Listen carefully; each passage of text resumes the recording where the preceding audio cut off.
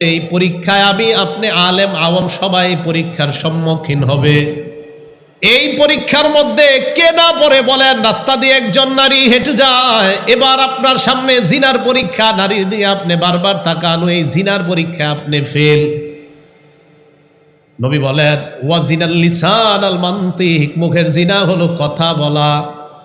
এবার আল্লাহ নবী আজীব এক শব্দ বললেন ওয়ান নাফসু তামান্না ওয়া তাশতাহি, দিল কল্পনা করে একটা নারীকে দেখার পর রাতের বেলা বিছানায় বালিশের মধ্যে মাথা লাগিয়ে চিন্তা করা শুরু করে দেয়। কথা বলার পর একটা নারীর সাথে রং নাম্বারে কথা বলেছে, নারীর কণ্ঠ ভালো লাগার পর নাফসু তাশতাহি ওয়া তামান্না, নফস কল্পনা করা শুরু করছে না জানি দেখতে কেমন। নারীকে দেখছে রাতে কল্পনা, নারীর সাথে কথা বলছে কল্পনা, ব্যভিচার, কল্পনা ব্যভিচার, দেখা ব্যভিচার, অবৈধভাবে তার কথা শোনা কানের ব্যভিচার, তার সাথে কথা বলা জবানের ব্যভিচার। এই ব্যভিচার থেকে বলেন কয়জন বেঁচে আছে? রাতের পর রাত, ঘন্টার পর ঘন্টা আলোচনা করছে। রাসূল করিম সাল্লাল্লাহু আলাইহি সাল্লাম বলেন পরিশেষে ওয়াল ফারজু ইউসাদ্দিকু যালিকা ওয়া ইউকাযিব, লজ্জাস্থান এটাকে বাস্তব রূপ ধারণ করে, লজ্জাস্থান এটাকে বাস্তবে রূপ দেয়। বলেন নাউজুবিল্লাহ। বুখারী শরীফের ৭৫২০ নম্বর হাদিস। আব্দুল্লাহ ইবনে মাসউদ রাদিয়াল্লাহু তাআলা আন রাসূল করিম সাল্লাল্লাহু আলাইহি সাল্লামকে প্রশ্ন করলেন আইয়ু যামবি আযম ইনদাল্লাহি ইয়া রাসূলুল্লাহ, আল্লাহর কাছে সবচেয়ে বড় অপরাধ কোনটা? নবীজি জবাব দিলেন আনতা জাআলা লিল্লাহি নিদ্দান ওয়া হুয়া খালাকাক, আল্লাহ তোমাকে বানাইছেন, আল্লাহর সাথে শিরিক করা সবচেয়ে বড় অপরাধ। আমি প্রশ্ন করলাম সুম্মা আইয়ুন, হুজুরের পর সবচেয়ে বড় অপরাধ কোনটা? আল্লাহ নবী জবাব দিলেন আনতা কতুলা ওয়ালাদাকা তাখাফু আইয়াতআমা মাআক, তোমার সন্তান তোমার প্লেটে খাবে এই ভয়ে সন্তান হত্যা করা। সন্তান কি করা? সন্তান হত্যা করেন আপনারা? করেন না? সন্তান হত্যা করেন? হ্যাঁ, সন্তান হত্যা করেন? সামনে যারা মাথা নাড়ান না, হা বা না বলেন, কিছু মাথা নাড়ায় বলেন ভাই ভাই বলেন, করেন না? তো দ্বিতীয় সন্তান 10 বছর কেন হয় না? কি কারণে? কেউ যদি এই কারণে দ্বিতীয় সন্তান না হয় যে আমার টাকা পয়সার অভাব, এই অভাবের কারণে সন্তান নেয় না, তাকে কিয়ামতের মাঠে আল্লাহর কাছে দাঁড়াতে হবে। আল্লাহ বলবে তুমি সন্তান হত্যাকারীর অপরাধী হিসাবে আমার সামনে দাঁড়াও। দাঁড়াইতে হবে, সত্যি কথা দাঁড়াইতে হবে। এটা কিতাব আছে আজ-জুহদ 486 নম্বর পৃষ্ঠা। রাসূল করিম সাল্লাল্লাহু আলাইহি সাল্লাম বলেন ইন্নাল ওয়ালিদ মাসউলুন আনিল ওয়ালাদ ওয়া ইন্নাল ওয়ালাদা মাসউলুন আনিল ওয়ালিদ, বাবাকে সন্তান, সন্তানকে বাবা সম্পর্কে জিজ্ঞাসা করা হবে। এই জায়গায় ব্যাখ্যায় দেখবেন সন্তান জীবিত মৃত দুইটার ব্যাপারে জিজ্ঞাসা করা হবে। সন্তান হত্যাকারীর বাবাকেও জিজ্ঞাসা করা হবে কেন সন্তান হত্যা করলা। আব্দুল্লাহ ইবনে মাসউদ বলেন আমি প্রশ্ন করলাম 2 নাম্বার সবচাইতে বড় অপরাধ কোনটা? নবী জবাব দিলেন তোমার সন্তান তোমার প্লেটে খাবে এই ভয়ে সন্তান হত্যা করা। এরপর আমি প্রশ্ন করলাম সুম্মাইয়ুর, হুজুর এরপর সবচাইতে বড় অপরাধ কোনটা? নবী বললেন আনতুজানি বিহালিলাতি জারি, তোমার প্রতিবেশীর স্ত্রীর সাথে ব্যভিচার করা। প্রতিবেশীর স্ত্রী আপনার আমাদের কাছে আমানত, তার সাথে ব্যভিচার করা এর সবচাইতে বড় অপরাধ নাম্বার 3। কেউ বিদেশ গিয়েছে, তার স্ত্রী আপনাদের এলাকায় আছে, আপনি ছলে বলে কৌশলে ফুসলিয়ে তার সাথে ব্যভিচার করা, এটা আল্লাহর কাছে সবচাইতে বড় অপরাধ নাম্বার 3। আল্লাহ আমাদেরকে এই অপরাধগুলা থেকে বেঁচে থাকার তৌফিক দান করেন, আমিন। এই যে 4টা হাদিস শোনাইলাম, 4 হাদিসে জিনার কথা আছে। কি বুঝাইতে চাইলাম এই 4 হাদিস দিয়া? মানুষের মাঝে মাদকতা, জিনা, ব্যভিচার এগুলা কেন বৃদ্ধি পাবে? বৃদ্ধি পাওয়ার সবচাইতে মূল কারণ হবে মানুষের লজ্জা কমে যাওয়া। মানুষের কি কমে যাওয়া? লজ্জা। এবার লজ্জার ব্যাপারে 10টা কথা বলি, মুখস্থ করবেন। লজ্জার ব্যাপারে 10টা কথা। 1, ওয়াহাব ইবনে মুনাব্বিহ রাহমাতুল্লাহি আলাইহি বলেন আল ঈমানু উরিয়ান, ঈমান হলো একটা খোলা জিনিস। লিবাসুহু আত-তাকওয়া, ঈমানের পোশাকের নাম হলো আল্লাহকে ভয় করা। ওয়া জিনাতুহু আল হায়া, ঈমানের সৌন্দর্যের নাম হলো লজ্জা। যার যত বেশি লজ্জা তার ঈমান তত সুন্দর, যার যত বেশি তাকওয়া তার ঈমানের পোশাক হয়ে যায়, আর যার যত বেশি লজ্জা হয় তার ঈমানের সৌন্দর্যতা বেড়ে যায়। ঈমানের পোশাক আল্লাহকে ভয় করা, ঈমানের সৌন্দর্য, লজ্জাশীলতা অর্জন করা। আল্লাহ আমাদের সকলকে লাজুক বানায়, লাজুক হওয়ার তৌফিক দান করেন। 2, মান কাসাহুল হায়া সাওবা লাম ইয়ারান নাস আইবা। আমার আপনার আমাদের মাঝে যাদের যত বেশি লজ্জা, মানুষের থেকে আল্লাহ তার দোষ তত বেশি আড়ালে থাকবেন। আমার আপনার মাঝে যাদের যত বেশি লজ্জা, তাদের দোষ তত বেশি আল্লাহ আড়াল করে রাখবেন। লাম ইয়ারান নাস আইবা, মানুষ তার দোষ দেখবে না। 3, প্রত্যেকটা ধর্মের একটা স্বতন্ত্র বৈশিষ্ট্য আছে। ইবনে মাজাহ হাদিস নাম্বার 4181 নাম্বার হাদিস। ক্বালা রাসূলুল্লাহ সাল্লাল্লাহু আলাইহি ওয়াসাল্লাম, আল্লাহ নবী বলেন, ইন্না লিকুল্লি দীনিন খুলুকা ওয়া খুলুকুল ইসলামি আল হায়া। নবীজি বলেন প্রত্যেক ধর্মের একটা স্বতন্ত্র বৈশিষ্ট্য আছে। ইসলামের স্বতন্ত্র বৈশিষ্ট্যের নাম হলো লজ্জা। ভালো করে মনে রাখবেন, লজ্জা ইসলামের স্বতন্ত্র বৈশিষ্ট্য। আপনার যদি লজ্জা থাকে, বুঝতে হবে আপনি ইসলামের স্বতন্ত্র বৈশিষ্ট্যের অধিকারী হলেন। 4 নাম্বার, লজ্জা ঈমানের অঙ্গ। মুসলিম শরীফের হাদিস নাম্বার 59 নাম্বার হাদিসের বর্ণনা। ক্বালা রাসূলুল্লাহ সাল্লাল্লাহু আলাইহি ওয়াসাল্লাম, আল্লাহ নবী বলেন, আল ঈমানু বিদউ ওয়া সাবউনা আও বিদউ ওয়া সিত্তুনা শুবা। ঈমানের 70টা অথবা 60টা শাখা। ফাআফযালুহা কাউলু লা ইলাহা ইল্লাল্লাহ। সবচাইতে শ্রেষ্ঠ শাখা হলো লা ইলাহা ইল্লাল্লাহ। ওয়া আদনাহা ইমাতাতুল আযা আনিত তরিক। সবচাইতে ছোট শাখা হলো রাস্তা থেকে কষ্টদায়ক বস্তু সরায়া দেওয়া। রাস্তা থেকে কষ্টদায়ক বস্তু সরান আপনারা। এই জায়গায় একটা হাদিস শুনেন, বুখারী শরীফের 52 নাম্বার হাদিস। ক্বালা রাসূলুল্লাহ সাল্লাল্লাহু আলাইহি ওয়াসাল্লাম, আল্লাহ নবী বলেন, বাইনামা রাজুলুন ইয়ামশি বিতরিক ফাওয়াজাদা গুসনা শাওকিন আলা তরিক ফাআখারা। রাস্তা দিয়ে আপনি হাঁটছেন, হঠাৎ ইটের একটা টুকরা পাইলেন, একটা কাঁটা পাইলেন, একটা সুই পাইলেন, কষ্টদায়ক বস্তু পাইলেন, কলার সিলকা পাইলেন। কলার সিলকা আপনি সরায়া দিলেন, ইটের টুকরা আপনি সরায়া দিলেন, কাঁটা আপনি সরায়া দিলেন। নবীজি বলেন, শাকারাল্লাহু লা, আল্লাহ তার প্রতি সন্তুষ্ট হয়ে যায়। ওয়া গফারা লা, আল্লাহ তার আগের সব গুনাহগুলো মাফ করে দেয়। ইটের টুকরা সরায়া দেন রাস্তা থেকে। রাস্তায় হাঁটতেছেন, এগুলা পাইলে সরায়া দেন। এটা খুব ফজিলতের কাজ। নবীজি হাদিসের শেষে বলেন, বুখারীর হাদিস শোনাইলাম, আবার মুসলিমের হাদিসে আসেন। মুসলিমের হাদিসের শেষে বলেন, ওয়াল হায়াউ শু'বাতুম মিনাল ঈমান। লজ্জা ঈমানের অঙ্গ। লজ্জা কিসের অঙ্গ? ঈমানের অঙ্গ। এবার দেখেন কি কয়, আমার 2 আঙ্গুলের দিকে তাকান। এখন একটা হাদিস শোনাবো। কিতাবের নাম আল জামিউস সগীর, হাদিস নাম্বার 1959 নাম্বার হাদিস, 1959। এই 2 আঙ্গুল মিলে আছে না? এটার নাম লজ্জা, এটার নাম ঈমান, অথবা এটার নাম ঈমান, এটার নাম লজ্জা। এবার আপনাদেরকে প্রশ্ন করি, একটা ঈমান আর একটা লজ্জা মিশে আছে না আলাদা? বলেন তো। ঈমান আর লজ্জা মিশে আছে না আলাদা? এবার দেখেন নবীজি কি বলেন, ইন্নাল হায়া ওয়াল ঈমান কুরিনা জামিআ। নবীজি বলেন, ঈমান আর লজ্জা এইভাবে 2টা মিশে থাকার জিনিস। ঈমান আর লজ্জা এইভাবে মিশে থাকবে, 2টা একটা আরেকটার সাথে থাকবে। এবার বলেন, মিশে আছে না আলাদা?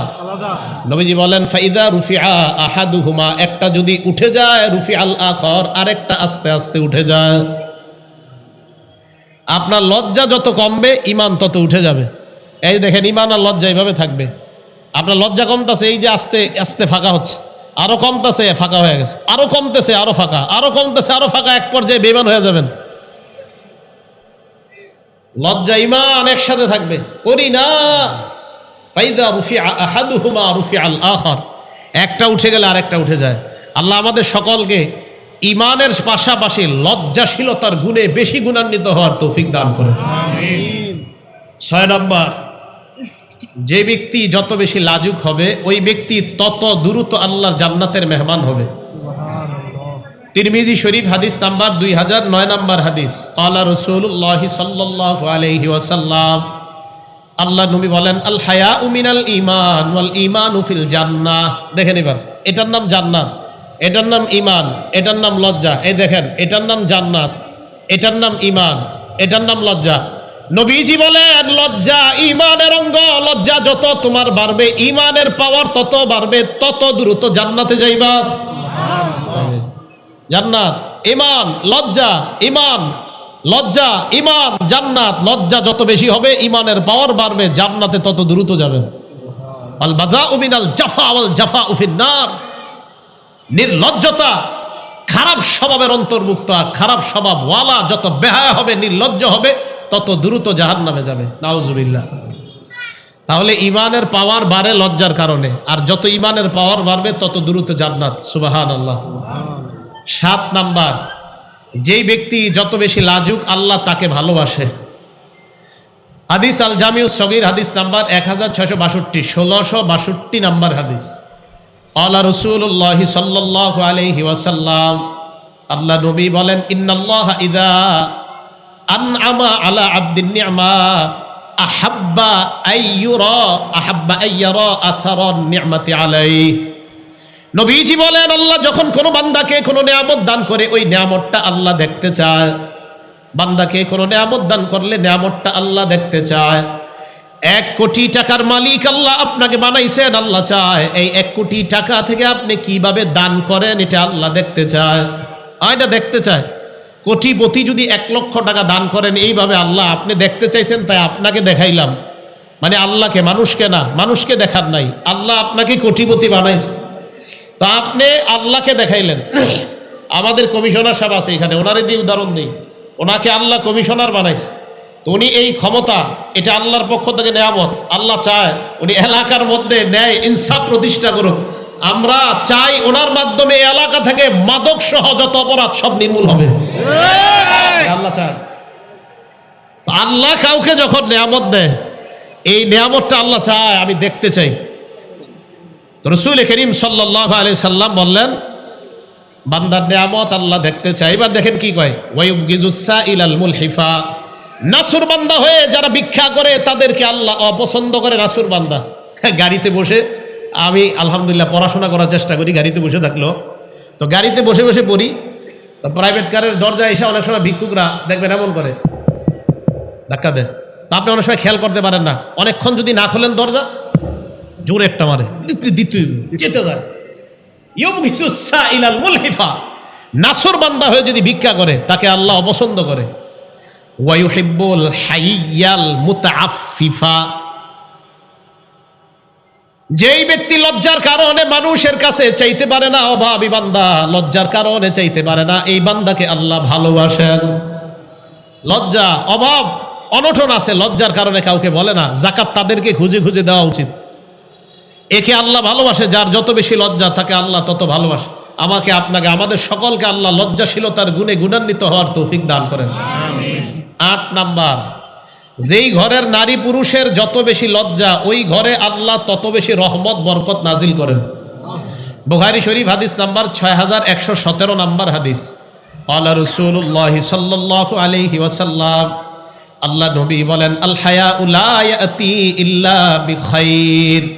নবীজি বলেন, লজ্জা এমন একটা স্বভাব, এমন একটা গুণ, যেই ঘরের মধ্যে যত বেশি লজ্জা, যত বেশি লাজুকতা, ওই ঘরের মধ্যে ওই লজ্জা নামক গুণটা তত বেশি আল্লাহর পক্ষ থেকে কল্যাণ আর বরকত নিয়ে আসে। লজ্জা যত বেশি, ওই ঘরে রহমত বরকত তত বেশি হবে। ছেলে লাজুক, মেয়ে লাজুক, বাবা লাজুক, বউ লাজুক, সবাই লজ্জাশীল ঘরের মধ্যে লজ্জার কারণে গুনাহ করে না, ওই ঘরে আল্লাহ তত বেশি রহমত বরকত নাজিল করেন। 9 নাম্বার, বুখারী শরীফ হাদিস নাম্বার 6120 নাম্বার হাদিস। আমাদের নবীর আগে যত নবী, সব নবীরা সহ, আমাদের নবী সহ সমস্ত নবীরা উম্মতকে একটা কথা বলছে, কি? ক্বালা রাসূলুল্লাহ সাল্লাল্লাহু আলাইহি ওয়াসাল্লাম, ইন্না মিম্মা আদরাকান নাস মিন কালামিন নুবুওয়াতিল উলা ইযা লাম তাস্তাহি ফাসনা মা শিতা। সব নবীরা তার উম্মতকে বলছে, তোমার লজ্জা না থাকলে তোমার যা মন চায় তুমি তা করো। লজ্জা না থাকলে তুমি 3 কোয়ার্টার পরবা, ভালো 3 কোয়ার্টার ঠিক আছে। লজ্জা না থাকলে এরপরে 2 কোয়ার্টার, এটা একটু খারাপ। হ্যাঁ, এরপরে উঠতে উঠতে এতটুকু প্যান্ট পরে। 18-19 বছরের ছেলেরা সমাজে এতটুকু প্যান্ট পরে কিনা? আরে আছে কিনা? এটা জায়েজ নাই ভাইও, যুবক ভাইয়েরা এতটুকু প্যান্ট পরেন না, এটা অন্যায়, এটা না জায়েজ। আর আপনারা যাদেরকে আইডল মনে করেন, যাদেরকে অনুসরণীয় ব্যক্তিত্ব, নায়ক নায়িকা মনে করেন, এই নায়ক নায়িকারা এরার পোশাক কি বড় হয় না ছোট হয় দিন দিন বলেন? তো এই কথা স্পষ্ট, যাদের পোশাক যত কমবে, মেয়েদের পোশাক যত কমবে, ছেলেদের পোশাক যত হাঁটুর উপরে উঠবে, মেয়েদের পোশাক আরো যত কমবে, ওই মেয়ে ওই ছেলে পুরা দুনিয়ার ভিতরে সবচেয়ে বেহায়া নির্লজ্জ, এতে কোনো সন্দেহ নাই। সে যে হোক বেহায়া, এতটুকু প্যান্ট কিভাবে পরে? আমি তো অবাক হয়ে যাই, হাউ ইজ ইট পসিবল, এটা কিভাবে সম্ভব? একটা ছেলে 18-19 বছর বয়স, ও কিভাবে এটা পরে? তো শরম লজ্জার ব্যাপার। এর কি শরম করে না? হুজুর কোনো ব্যাপার না, রিডিকিউলাস ম্যাটার, এটা একটা হাস্যকর ব্যাপার হুজুর। না শরম করে না ইংলিশ মারাও আর প্যান্ট এই জায়গায় পরো? 18-19 বছর বয়স প্যান্ট পরে, তো নির্লজ্জতা, বেহায়া।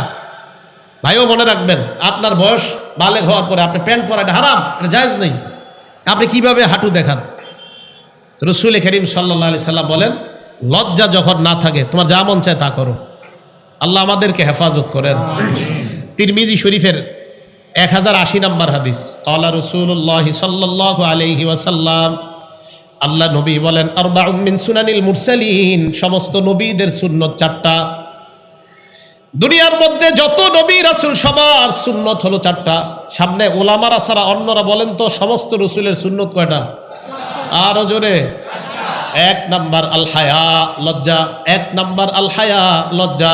এই হাদিস নিয়ে আমি ভাবি যে সব রাসূলের সুন্নত 4টা, 1 নাম্বারটাই লজ্জা। 1 নাম্বার লজ্জা। 2 নাম্বার তাআত্তুর, আতর, সুগন্ধি মাখা। 3 নাম্বার সিওয়াক, মেসওয়াক করা। 4 নাম্বার নিকাহ, বিয়ে করা। কয়টা সুন্নত? 4টা। ওলামায়ে কেরাম ছাড়া অন্যরা বলেন 1, 2 আতর, 3, 4 বিয়ে করা। মনে থাকবে তো?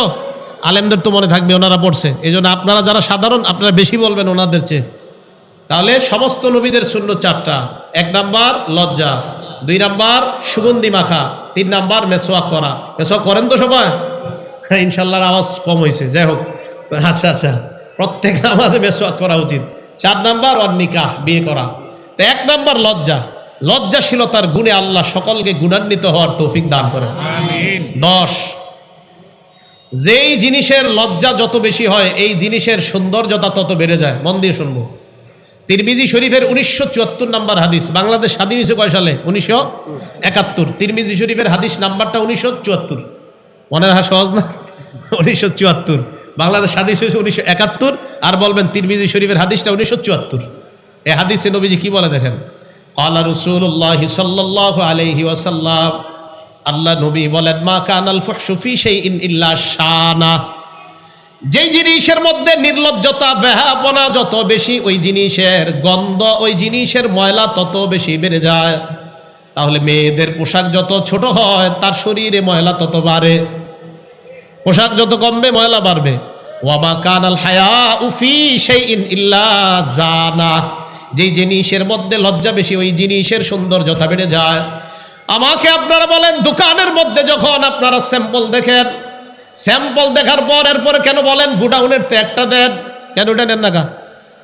হ্যাঁ, স্যাম্পলটা দেখেই তো পছন্দ করছে, ওইটা নেন না, গোডাউনের ত্যাগটা দেন। তার মানে দামি যেটা এটা গোপন। দামিটা সবাই বলেন দামি। বলেন তো আসমান জমিনের মাঝে সবচাইতে দামি কে? আল্লাহ।